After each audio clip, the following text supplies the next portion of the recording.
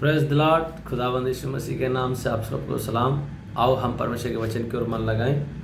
आज हम पढ़ेंगे यूहन्ना की किताब 15 अध्याय 1 से लेकर 8 तक। सच्ची दाखलता मैं हूँ और मेरा पिता किसान है। जो डाली मुझ में है और नहीं फलती उसे वह काट डालता है, और जो फलती है उसे वह छांटता है ताकि और फले। तुम तो उस वचन के कारण जो मैंने तुमसे कहा है शुद्ध हो।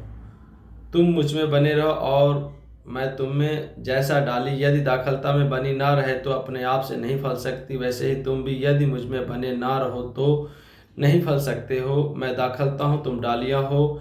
जो मुझ में बना रहता है और मैं उसमें, वह बहुत फल फलता है, क्योंकि मुझसे अलग होकर तुम कुछ भी नहीं कर सकते।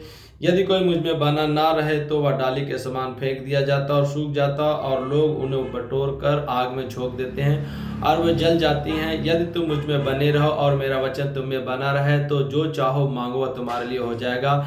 मेरे पिता की महिमा इसी से होती है कि तुम बहुत सा फल लाओ, तभी तुम मेरे चेले ठहरोगे। आमीन। परमेश्वर आपको इस वचनों के द्वारा आशीष दे। पढ़े जाने सुने जाने में सबको बरकत मिले। हम इसमें से 5 आयत को मनन करेंगे। मैं दाखलता हूँ, तुम डालियाँ हो। जो मुझ में बना रहता है और मैं उसमें, वह बहुत फल फलता है, क्योंकि तुम मुझसे अलग होकर कुछ भी नहीं कर सकते। यहाँ पे प्रभु यीशु मसीह अपने लोगों को सिखा रहे हैं। यीशु मसीह के क्रूस पे चढ़ाए जाने से पहले ये वचन अपने चेलों को बताया। और हम जानते हैं ये वचन केवल चेलों के लिए ही नहीं था, उन सब के लिए जो लोग प्रभु से प्रेम करते हैं या प्रभु के ऊपर विश्वास करते हैं, प्रभु में बने हैं। जब हम प्रभु के वचन में बने रहते हैं, प्रभु के वचन में विश्वास में बने रहते हैं, प्रेम में बने रहते हैं और उसके पीछे चलते हैं, तो प्रियो, तो हम बहुत सा फल लाते हैं। जानते हो, हमको इस दृष्टांत में डाली बोला गया है और यीशु मसीह अपने आप को दाखलता के रूप में दर्शा रहा है। वो जीवन का स्रोत है और हम सब उस डालियाँ हैं जो उसमें बने रहते हैं, तो उसका जीवन हमारे अंदर आता है और हम बहुत सा फल लाते हैं। जब हम प्रभु में बने रहते हैं, विश्वास में बने रहते हैं, उसमें जुड़े रहते हैं, तो हमारे अंदर 4 प्रकार के आशीष आती है, 4 प्रकार की बरकत हमारे लाइफ में आती है, 4 प्रकार की आशीष हमारे लाइफ में आती है। जो पहली बरकत है, जब डाली बनी रहती है तो उसके अंदर हरियाली आती है। हरियाली हमारे जीवन में एक आशीष को दर्शाता है, सेहत को दर्शाता है, एक अच्छी सेहतमंद जीवन को दर्शाता है। हमारा जीवन एक सेहतमंद होगा, अच्छी सेहत मिलेगी। हम हमारे शरीर में, हमारे प्राण में कोई बीमारी हो, कमजोरी हो, दुर्बलता हो, सब खत्म हो जाएगी।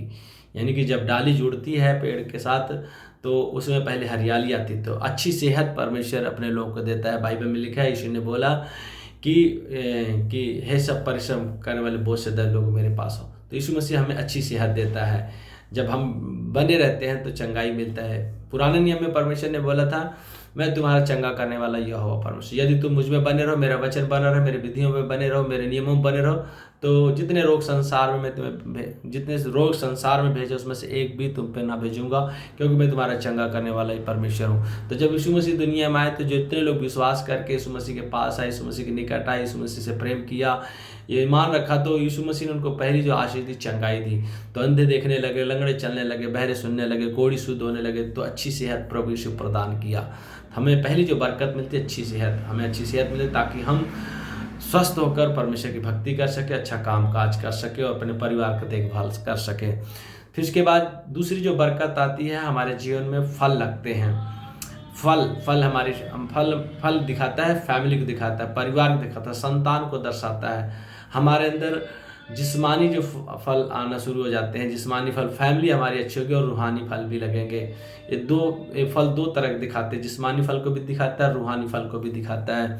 तो हमारे अंदर रूहानी भी फल लगते हैं और जिस्मानी फल लगते हैं। अर्थात हमारी फैमिली अच्छी होगी, हमारी संतान आशीष पाएंगे, हमारे बेटे बेटियां आशीष पाएंगी, वो फूलेंगे, फलेंगे और फल लाएंगे, और उनमें कोई कीड़ा नहीं लगने देगा। जिस पेड़ में फल लगता है, किसान उस फल की रक्षा करता है। अगर उसमें कोई कीड़ा लगता है तो किसान क्या करता है, कीटनाशक दवाई के द्वारा उस कीड़े को मारता है। जब हम प्रभु के वचन में, प्रभु के प्रेम में बने रहते हैं, तो हमारे अंदर जो फल लगता है, उस फल की भी परमेश्वर क्या करता है, रक्षा करता है। अर्थात हमारी फैमिली को आशीष देगा, हमारी संतानों को आशीष देगा, हमारे रिश्ते नातों में आशीष आएगी, हमारे परिवारों में आशीष आएगी। जिसे भजन संहिता 128 अध्याय में हम पढ़ते हैं वहाँ पे लिखा है कि तू नाती पोतों का भी आशीष पाएगा।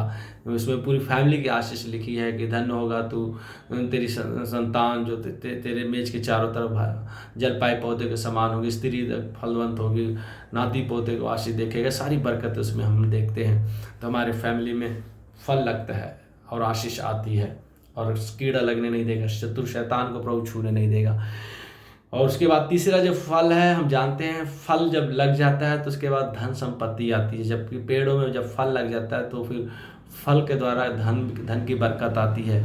और जब किसान के बगीचे में जब ज़्यादा फल हो जाता है, उसको जब बेचता है तो उसे बहुत पैसा मिलता है, उसके घर में धन की आशीष आती है। वैसे ही जब हम प्रभु के वचन में और बने रहते हैं, संगति में बने रहते हैं, विश्वास में बने रहते हैं, फैमिली आशीष पाती है। बाद में हमारे घर में धन संपत्ति की आशीष आती है।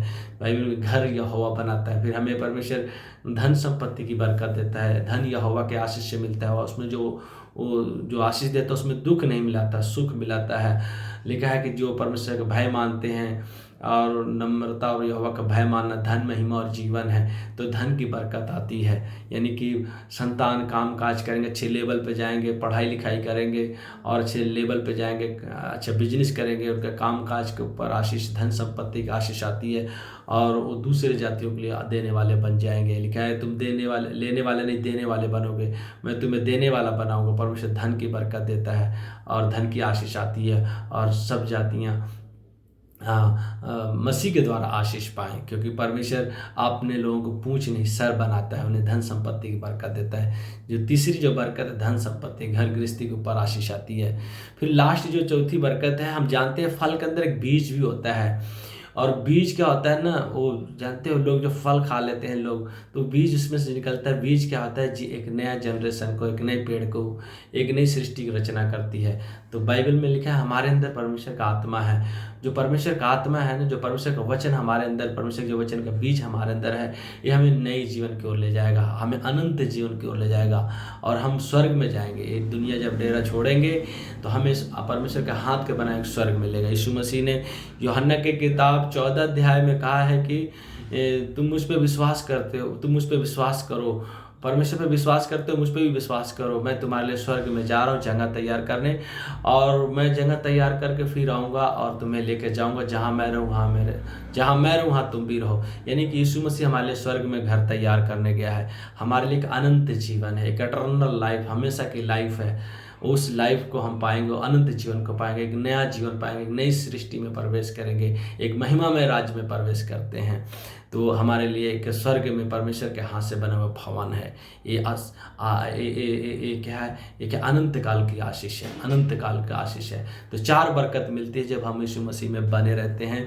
तो जो पहली बरकत है हमने पढ़ा कि जब बने रहते हैं तो हमारी जो अच्छी सेहत मिलती, चंगाई मिलती, रोग बीमारी से हमें छुटकारा मिलता है।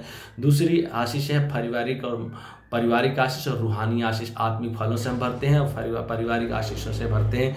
रिश्ते नातों में ग्रोथ होता है, उन्नति है, संतानों को पर आशीष आता है। फिर हम तीसरी आशीष के बारे में हमने सुना। तीसरी आशीष है धन संपत्ति। दुनिया में जीवन जीने के लिए परमेश्वर अपने लोग धन संपत्ति से भरपूर करता है, ताकि हम लोगों की मदद कर सकें, परमेश्वर के राज्य को फैला सकें।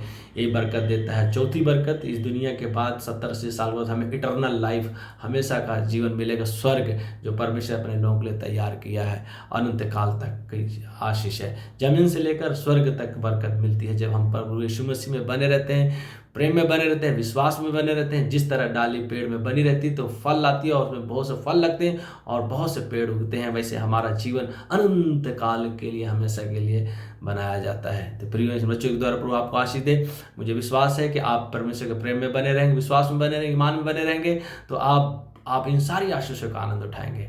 इन वचनों के द्वारा प्रभु आपको आशीष दे। ये वचन आपने जो सुना है मनन भी करें, दूसरे के साथ भी शेयर करें, ताकि दूसरे लोग भी आशीष पाएं। God bless you. प्रभु आपके साथ है, और प्रभु आपको न छोड़ेगा न त्यागेगा। संसार के अंत तक आपकी सहायता और मदद करेगा और आपकी रक्षा करेगा। आमीन।